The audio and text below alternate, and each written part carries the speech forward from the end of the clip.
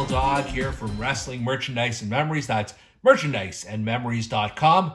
And welcome to another edition of Bulldog's Unboxings. And I have to ask you the question, are you ready? I said, are you ready? I'm actually not ready. And I'll tell you why. It was less than 7 days ago when I received my last package of WWE retro figures. That time from Mattel Creations. This one is from Ringside Collectibles. Different package.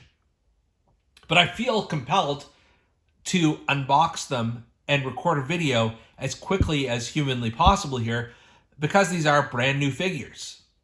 So what happens is I have content, between now and, my goodness, probably the end of May already planned.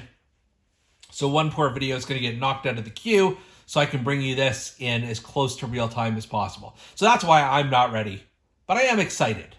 I'm excited because we've got another WWE official retro tag team 2-pack. And again, this is from Ringside Collectibles. This is the second such set they've done. These are not the same as the retro 4-packs, even though there are 4 figures in the package. This is the same as the NWO set that we would have reviewed at some point in 2023. This is 2 different sets of 2 figures, and we're going to open it right now. So this is the outer box that it comes in. And what you get is this. The DX official retro tag team 2-pack. You can see the 4 competitors that we're getting inside this package. This is just beautiful black and green packaging. Great job. This package is a different shape than the other retro 4-pack that we would have reviewed just last week. It's a bit skinnier and taller. And you can see the 4 people in here. So without further ado, we're going to crack open the DX official retro tag team 2-pack. All right, we're going to kick things off with this first of 2 2-packs. This is, of course, Billy Gunn and the Road Dogg, the New Age Outlaws. And you've got the illustration of them on the back here. And you can see their moves, the Outlaw Knockout from Billy Gunn and the Dog Pounce from the Road Dogg. And then on the back of the package, you see exactly how you can execute both moves.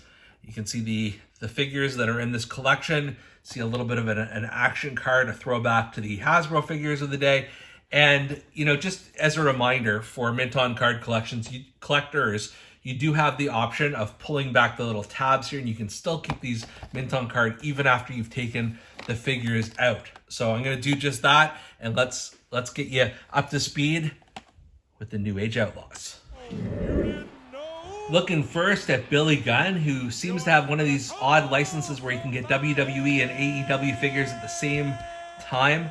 A good cartoony likeness of him with his, look at that 1997-ish era.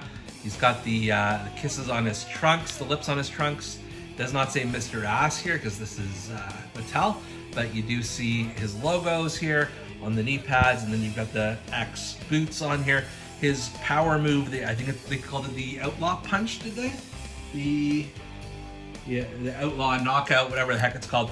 So it's basically the old Jake the Snake, pull the fist back and boom, there you go. And it works for him. I'm impressed that they're still pumping out Billy Gunn figures, I've got to say. And this is a decent one. It's not my favorite, but it's not bad. It gets the job done for sure. And then we'll move on to his tag team partner, the Road Dogg, Jesse James.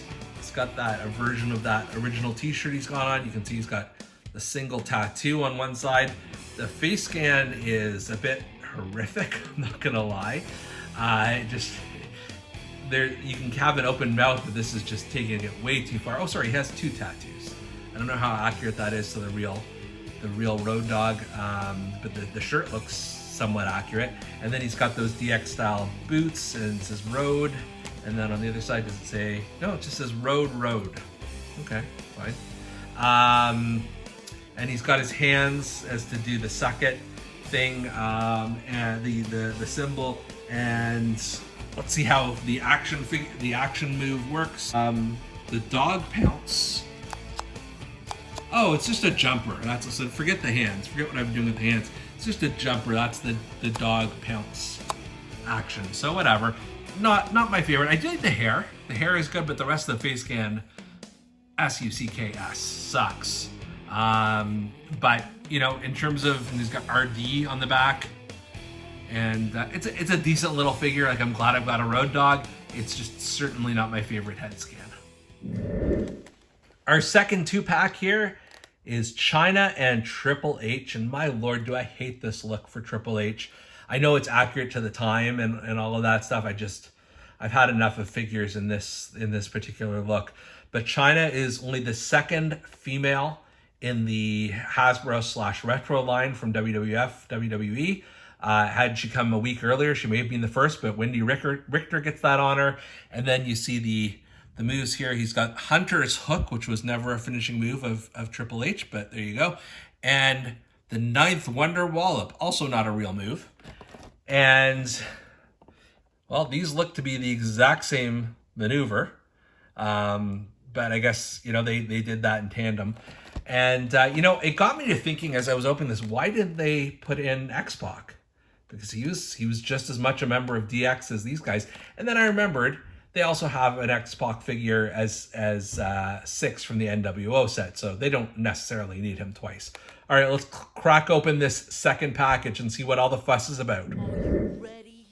All right, we're kicking things off with CHYNA, and I mean it's a decent likeness. It's very similar the format to Wendy Richter, like in terms of the mold and that thing. Maybe a little bit bulkier, but it's hard to see. I will point out this necklace is its own piece. It's not removable, I don't think, but it is its own piece. So that there's that. And then to do the 9th Wonder Wallop, the infamous 9th Wonder Wallop, you pull it back and boom, there you go. And it's, you know, I have a few CHYNA figures now from Mattel. This isn't my absolute favorite, but it's not bad. It's definitely, like, I am definitely for more women in that line, so she definitely sort of scratches that particular itch. So she's not bad. And then coming to Triple H, this is, just for a lot of reasons, my least favorite of this set. I mean, the face scan is okay. It's not great. It just reminds me of the jumper figure they did in the early release of the retros. Like, you know, it's better that he's not in a jumper format, but it's just so similar. There's so many other great looks of Triple H. I'm a Triple H fan, absolutely, but I don't know. Maybe they should have done the original retro one in a different look, so this would have seemed a little bit more special. You can see you've got the Triple H logo on the back. I'm not sure if that was even his logo. Yeah, it was. I guess it was. And then his, whatever, the exact same move as CHYNA he's got here. So you pull back and boom. I guess he does have the elbow articulation similar to a few other figures in the retro lines. I guess that's slightly different, at least. Gives you something to brag about, but it's definitely not my favorite here. You know, you can't have a DX without Triple H, so I'm not saying don't include him in the set or anything like that, but you could have done a little bit better. You know, what's this? Why wouldn't you even have like the DX clothing and the DX t-shirt or something like that, and maybe some black pants, just to get it a little bit different. That's all. Are you ready?